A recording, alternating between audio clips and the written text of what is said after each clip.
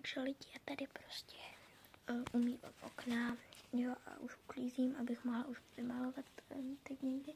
Já mám prostě maluju tenhle ten obraz. A nejenom takový pavouk, prostě takový pavouk. Já se pavouku bojím, mám z nich trauma. A té doby, no, to vám nebudu říkat.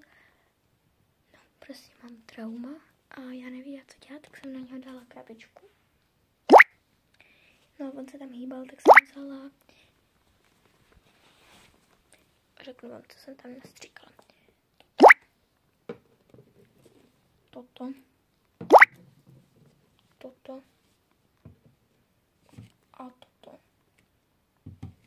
Všechno na umývání. No a asi je mrtvý. Jako já nevím. Nějak se sroloval jen. On může hrát také to divadílko, chápete to? Že jako že dělá, že je mrtvý, ale přitom jako pustím, tak bude. To, no každopádně zničila jsem si zeď kvůli tomu. Ukážu vám to.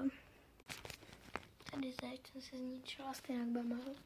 No a tamhle tam je.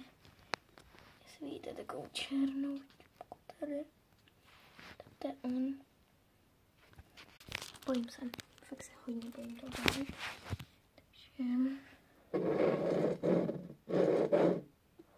Jako jsem na něj stříkala všechno. Já ještě zajdu.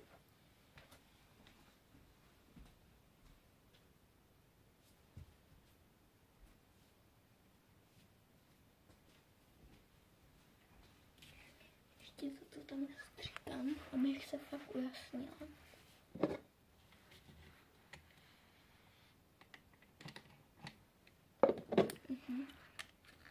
Je blbá.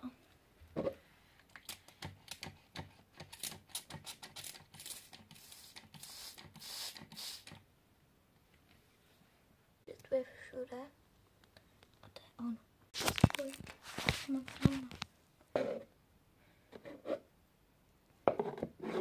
No, každopádně si myslím, že už je mrtvý. Doufám, že to fakt na mě nehraje. To vezmu. Ten má úplně strach.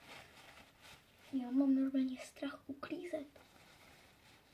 Hodím to na něho. Tak ho vezmu. Sama se stříkaná. Tak.